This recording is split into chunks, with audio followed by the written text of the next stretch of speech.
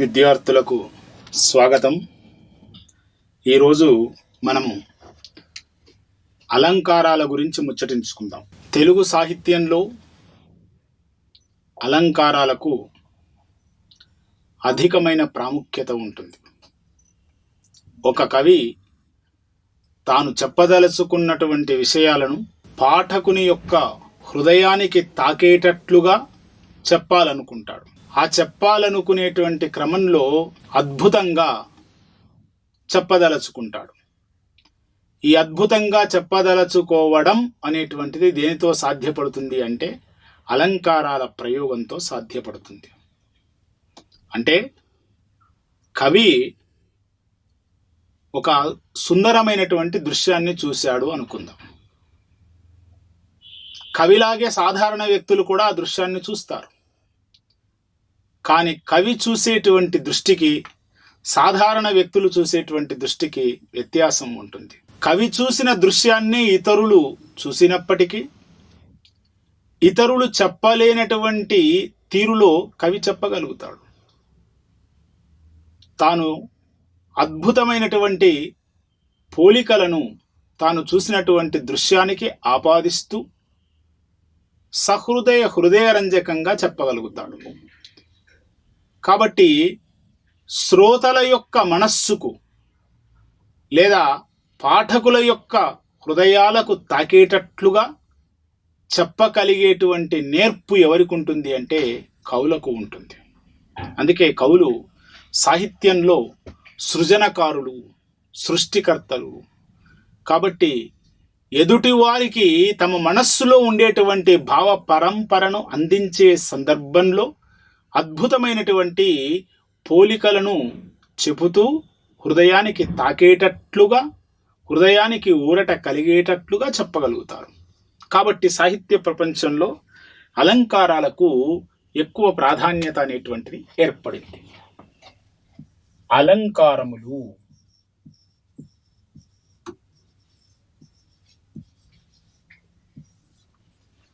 అలం అనగా విశేషము, కారము అనగా చేయునది, అలంకారము అనగా విశేషముగా చేయునది, అంటే విశేషముగా వర్ణించి చెప్పునది.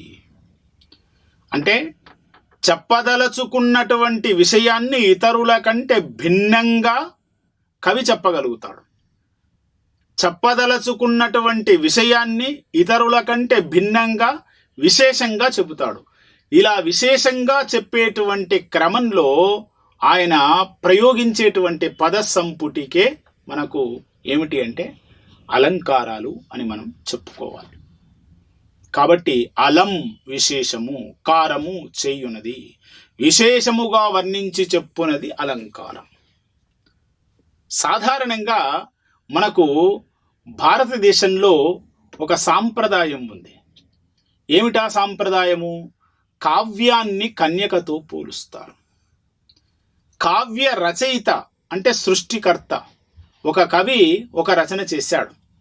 ఆ రచన ఆ కవి యొక్క లేఖిని నుండి వెలువడినప్పటికీ కూడా అది కవి యొక్క శిశువుతో సమానమైనటువంటిది. అంటే కవి తాను ఒక కావ్యాన్ని రాశాడు అంటే కవి అనేటువంటి వాడు సృష్టికర్త. ఆ సృష్టికర్త కారణంగా ఆ కావ్యము యొక్క పుట్టుక జరిగింది. కాబట్టి ఆ కావ్యానికి కవి అనేటువంటి వాడు తండ్రి లాంటి వాడు. అంటే కావ్యము ఒక కన్యకతో సమానం.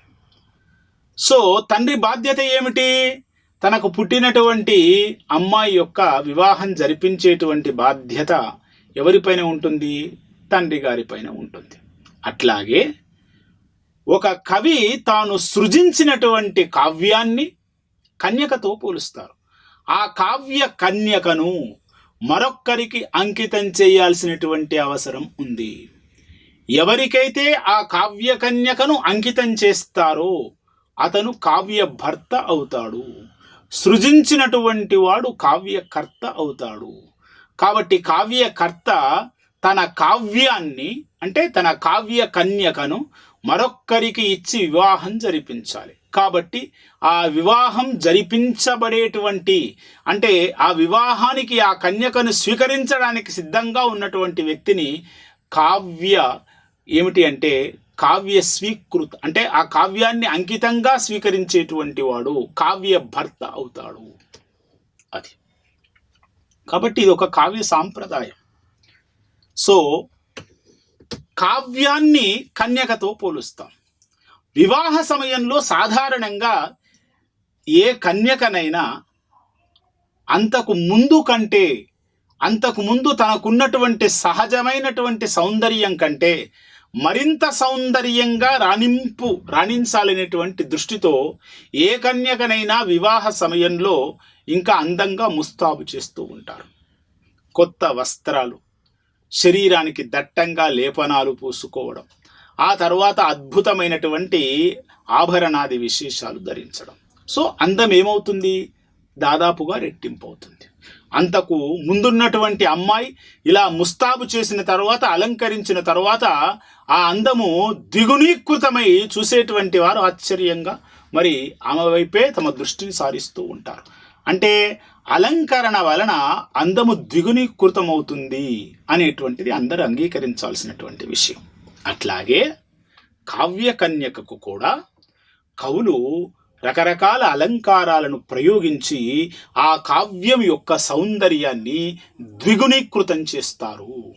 ఆ ద్విగుణీకృతం చేయడంలో భాగంగా కవులు తమ కావ్యాలలో పుంఖానుపుంఖంగా అలంకారాలను ప్రయోగిస్తూ ఉంటారు. కాబట్టే కావ్యంలో అలంకారాలకి అధికమైనటువంటి ప్రాధాన్యత ఏర్పడింది. సో మై డియర్ స్టూడెంట్స్, అలంకారాలు ఒక కావ్యంలో, ఒక రచనలో కవి ఎందుకు ప్రయోగించాలి అనేటువంటి దానికి బహుశా మీకు సమాధానం ఇందాక చెప్పినటువంటి అంశాల నుండి మీకు దొరికిందని నేను భావిస్తూ ఉన్నాను. ఇక మనకు శబ్దస్వరూపాన్ని బట్టి, అర్థాన్ని బట్టి అలంకారాలు ఏర్పడుతూ ఉంటాయి. సమాసాలు ఎట్లాగూ శబ్దస్వరూపాన్ని బట్టి, అర్థాన్ని బట్టి ఏర్పడ్డాయో, ఇక్కడ కూడా శబ్ద స్వరూపాన్ని బట్టి, అర్థాదులను బట్టి అలంకారాలు ఏర్పడుతూ ఉంటాయి. శబ్ద స్వరూపాన్ని బట్టి ఏర్పడిన అలంకారాలకు శబ్దాలంకారాలు అని పేరు. శబ్ద స్వరూపాన్ని బట్టి ఏర్పడిన అలంకారాలకు శబ్దాలంకారాలు అని పేరు.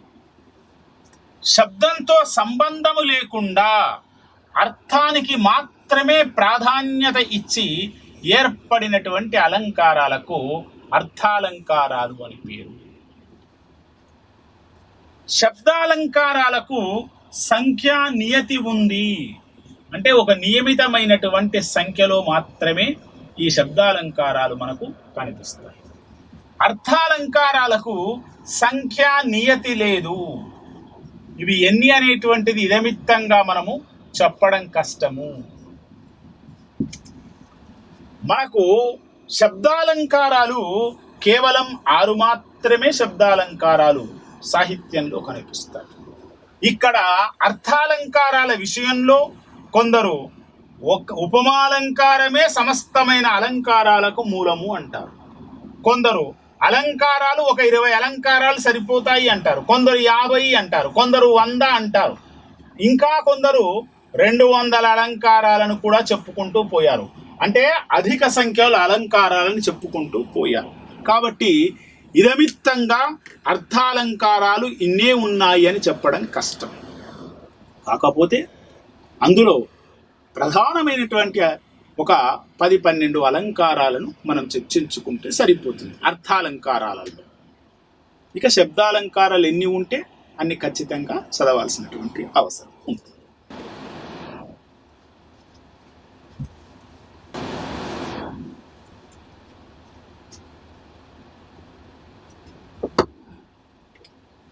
శబ్దాలంకారం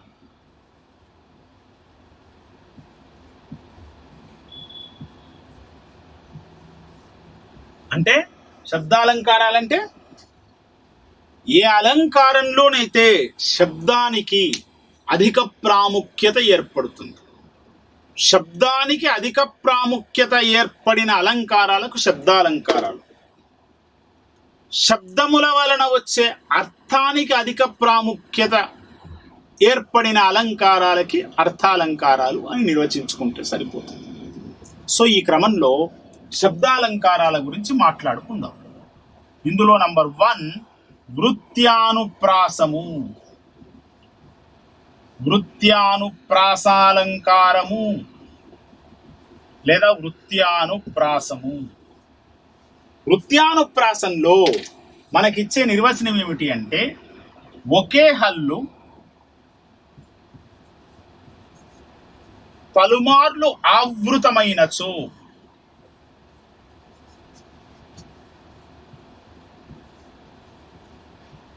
ఒకే హల్లు పలుమార్లు ఆవృతమైనచో దానికి వృత్యానుప్రాసాలంకారం అని పేరు.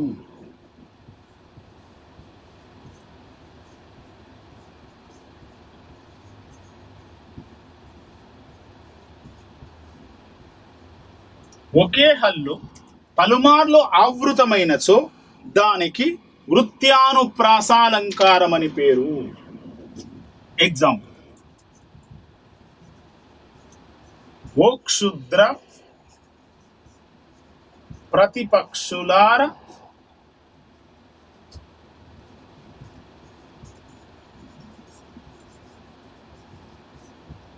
క్షణమీ ఉక్షిప్త కౌక్షేయముల్.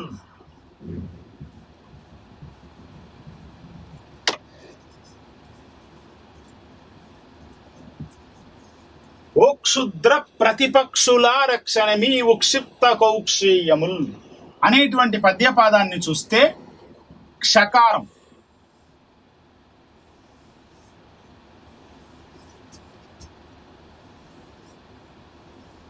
ఒక పద్యపాదంలో క్ష అనేటువంటి హల్లు పలుమార్లు ఆవృతమైనది అంటే తిరిగి తిరిగి వచ్చినది.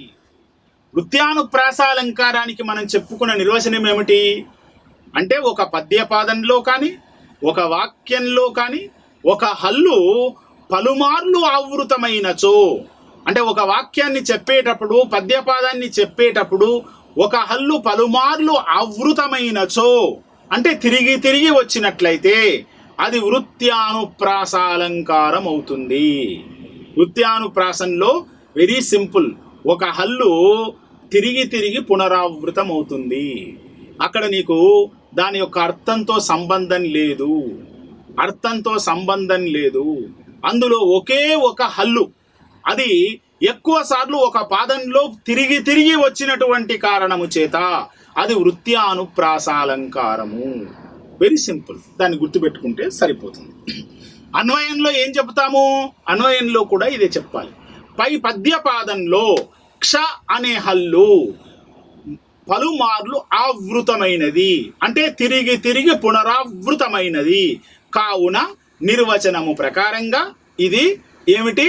వృత్యానుప్రాసాలంకారము అని మనం రాస్తే సరిపోతుంది. ఇక నెక్స్ట్, చేకానుప్రాసము.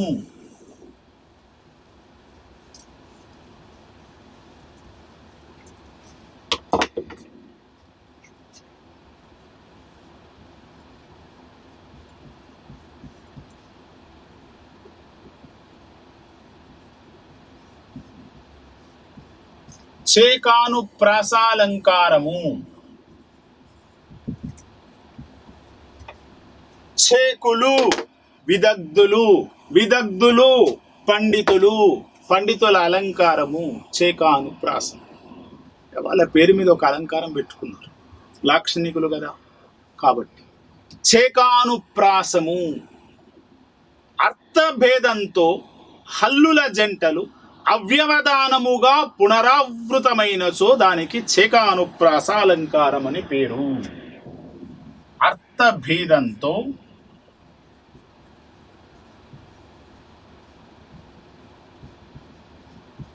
హల్లుల జంటలు అవ్యవధానముగా పునరావృతమైనచో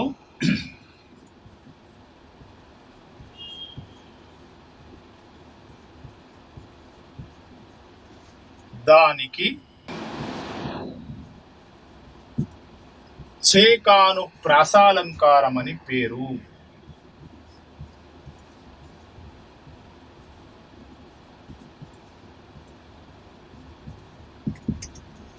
అర్థభేదముతో హల్లుల జంటలు అవ్యవధానముగా పునరావృతమైనచో దానికి చేకానుప్రాసాలంకారం అని పేరు.